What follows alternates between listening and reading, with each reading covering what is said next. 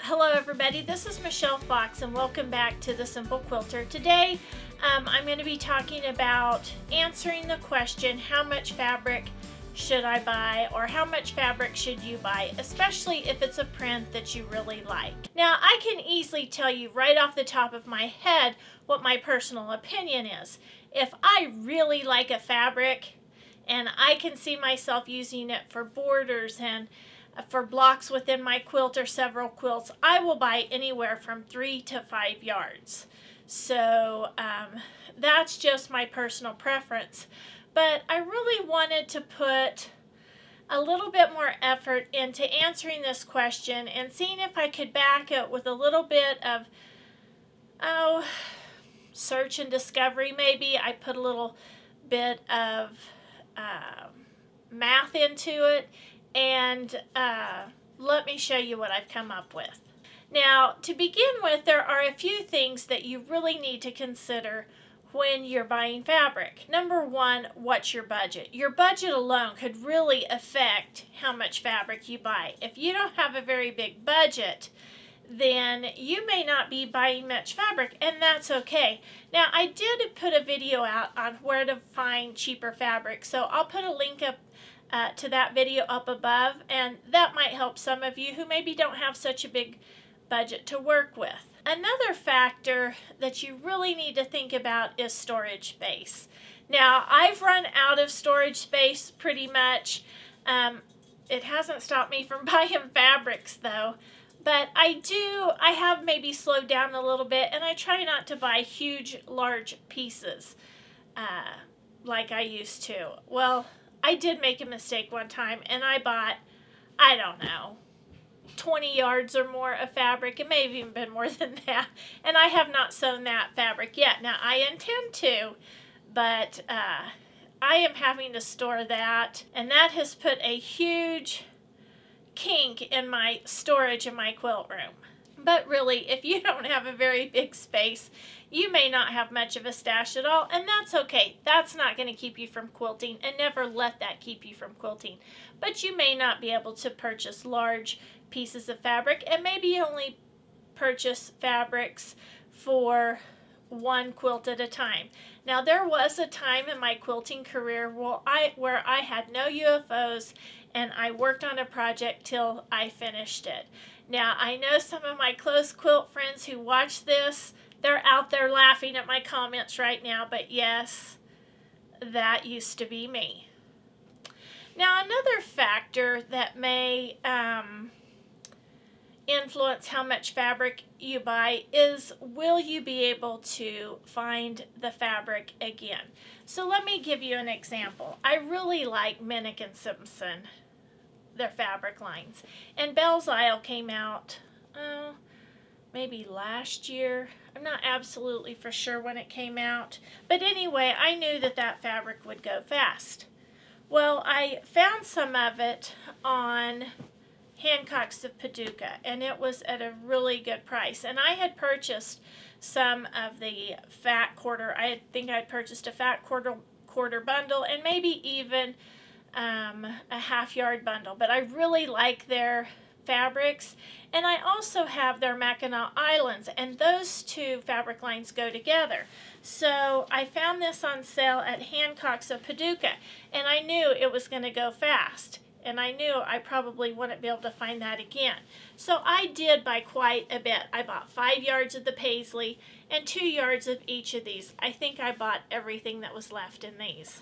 But anyway, so sometimes if I feel like I'm not going to be able to find the fabric again, I will purchase more. So that could be a determining factor for you, or at least a factor to consider when you're purchasing fabric. Another important thing to consider is really, what kind of quilter are you? Are you just solely a scrap quilter? Do you like to make small projects, or do you like to make large projects?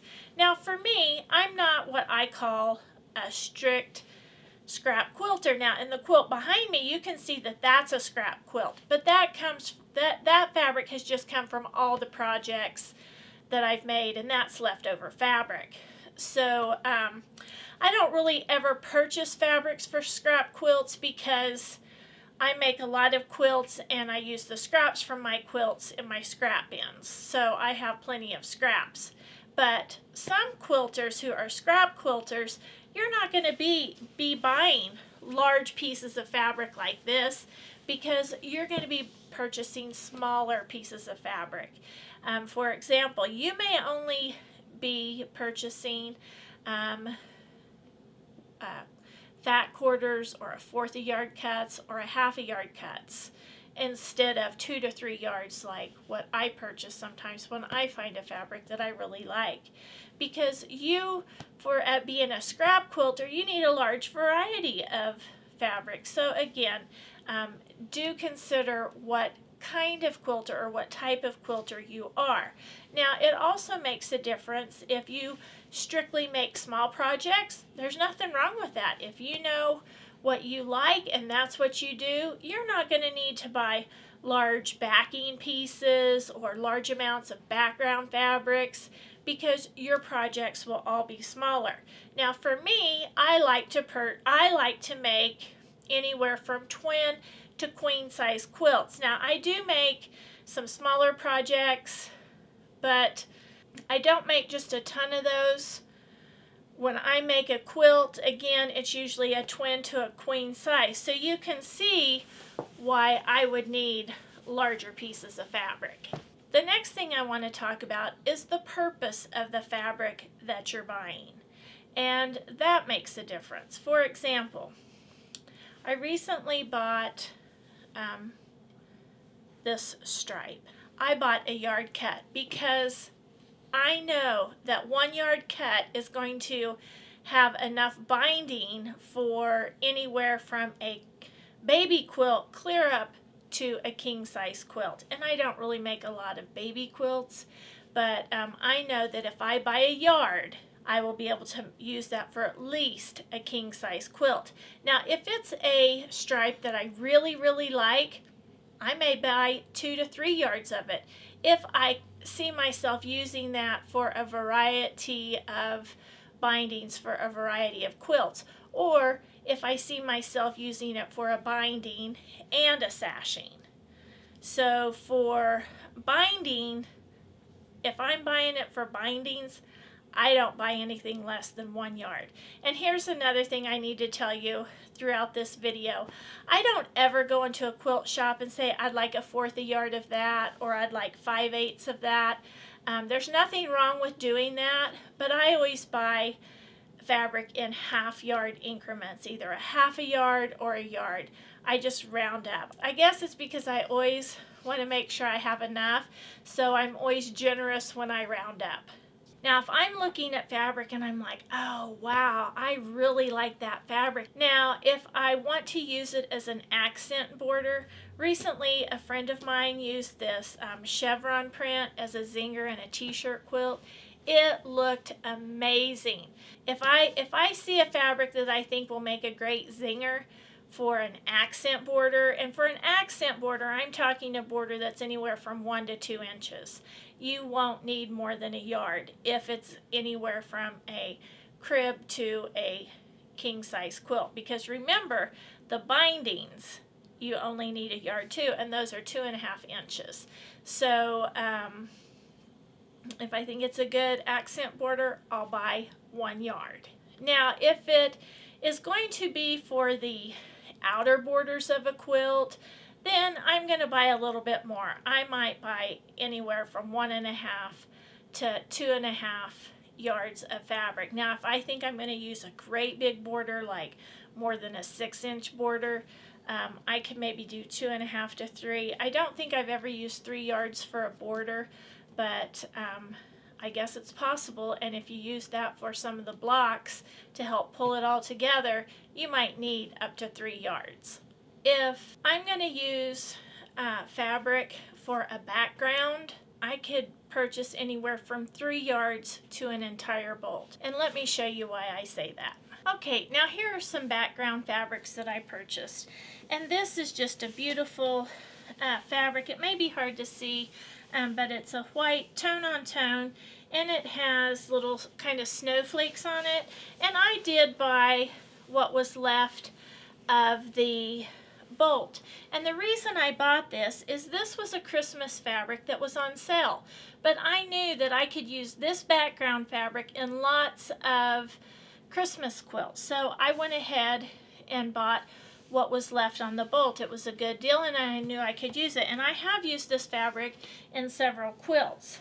Okay, let me show you this fabric. This is a fabric put out by Quilting Treasures, and this is one of my favorite fabrics. When I discovered this fabric, I found some on sale through Hancock's of Paducah. I bought all that. And then I went on Amazon and I found some. It wasn't quite as inexpensive as what I found through Hancock's of Paducah, but I liked it so much I bought what was left of that. And all total, I probably had 12 yards of this fabric, and you could see I maybe have 4 yards left of it. So I've really used this fabric a lot. So when I see a background fabric that I like, you can see how much I purchase. But I do have a reason. I mean, there is a reason I purchased that. Now, when I purchase fabrics for backgrounds, I'll talk a little bit more about that in a little bit.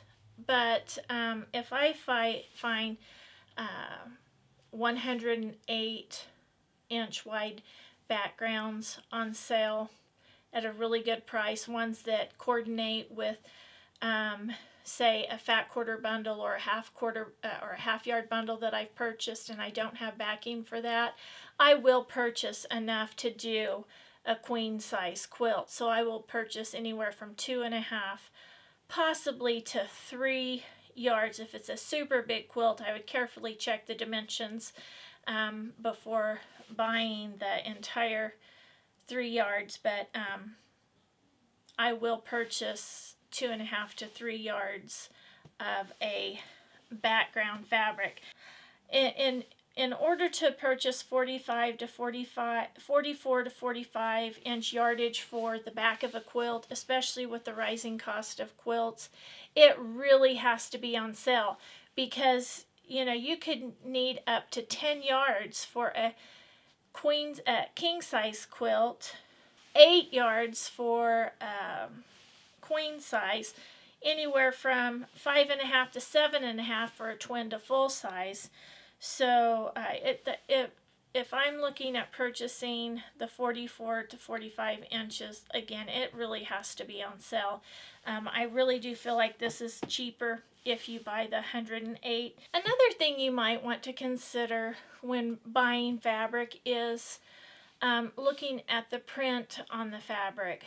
For example, I've already explained to you about the stripes and how my minimum cut for a stripe is a yard because I like to use it for bindings. And the same goes for a solid. I don't buy anything less than a yard for solid, simply because I like using solids for bindings. They make good accent borders in some quilts. So I always buy at least a yard of a solid.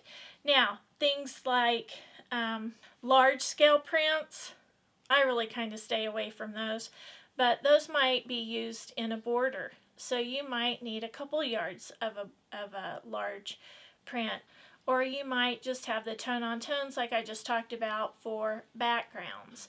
So those might just looking at the type of print on your fabric. Oh, here's another good example. Novelty prints. I pretty much stay away from novelty prints. If I see a novelty print that I just absolutely fall in love with, my minimum cut is a yard, because I can see myself using that throughout the quilt or even in the border of a quilt. So if it's one that I think I could really utilize within the quilt and in a border, and maybe even part of a piece back, then I will buy more than 1 yard. The next fabric that I want to talk about and give you a little bit of idea of how much to buy is pre-cuts. And I do want you to keep one thing in mind. When you purchase a pre-cut, unless it's on a tremendous clearance, you are going to pay more per yard for a pre-cut than you are yardage. So you might want to keep that in mind. And remember, if you have a pattern that calls for pre-cuts, you can always make your own pre-cuts from your own stash. Now, those pre-cuts are enticing, and I do buy them because I like having the variety in, say, a fat quarter bundle or a jelly roll. And I also like the convenience of the pre-cut versions of those fabrics. So let's take a little bit closer look at some pre-cuts. Okay, now the first pre-cut I want to talk about is the charm pack. Now there are smaller ones, but we're going to just go with the charm pack. Now, these are kind of addictive. They're kind of like candy. And over the years, I've purchased a lot of these. But I want to show you what you can make with just one charm pack. You can't make a lot. You can make 2 table runners like this. So I made 2 of these just like this out of a Halloween charm pack. So that will kind of give you an idea of what you can make with just one charm pack. So for a baby quilt, you're going to need at least 2 charm packs. And let's say that you're just going to sew them side by side just like I did these. You will need, again, 2 charm packs for this. Now, if you add fabrics to an existing charm pack, you can stretch that out and you may not need as many, but if you're just strictly going to use the charm packs for a quilt, you're going to need 2 for a baby quilt, 6 to 7 for a twin or full-size quilt, and anywhere from 8 to 9 and possibly 10 for a queen to king size quilt. So this gets a little expensive if you're going to make larger quilts. Okay, so for a jelly roll you can make with just one jelly roll, you could use this for a baby quilt. You're going to need at least 2 for a twin size and 2 to 3 for a twin full queen or king size. Okay, so you can see that gets kind of expensive. And again, don't forget, you can use your stash to make your own jelly rolls. The next pre-cut I want to talk about is the layer cake. And this has approximately 42 pieces of 10-inch squares. So you're going to need at least 1 for a baby, twin, or full-size quilt. And you're going to need 2 for a queen or king size quilt. And even for the full size quilt, you may have to use sashings in between the blocks to help expand this into a little bit larger quilt. Now here's an example of, I did purchase this pre-cut. This is an older line, and I did buy some coordinating fabric, and I bought 2 yards of this because I really liked it. And I wanted it to coordinate with my pre-cut. Now, there are fat quarter bundles. I really feel like between the fat quarter and the sashings, this is enough to make 1 full to queen size quilt. Now, the next thing I wanted to show you is just a chart that I made for my own self, and you can take a screenshot on your phone and maybe it will help you. But a couple of things I want you to keep in mind. The measurements for my backings include 4 inches of overage on all sides, and then I told you earlier that I always round up to the nearest half yard.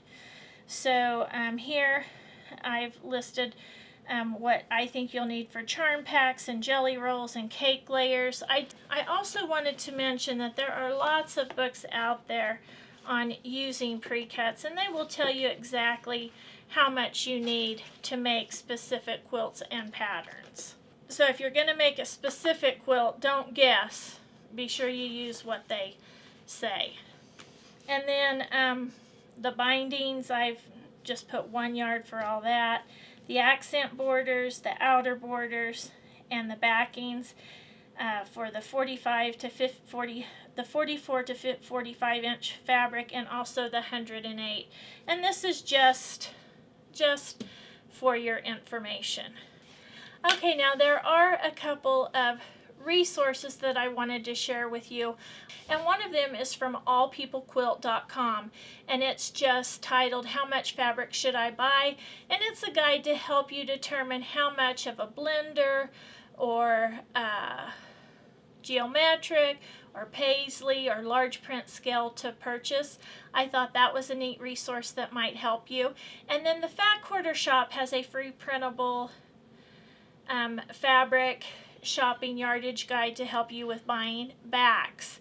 There are lots of others online that you can look at, and you might just look to see which ones you think will work for you. Now, I want to tell you about a app that I use. It's on my phone, and it is Robert Kaufman's Quilter's Calc. I use it all the time, and it's really a huge asset for determining how much fabric I'm going to need for a border or a binding or even the backing. So that's an app that you might want to download, and I made a video on that. I'll either include a link above or I'll put the link in the description below. If you have any tips for us on how much fabric to buy, please leave those in the comments. I hope you've enjoyed today's video. If you have, please give me a thumbs up.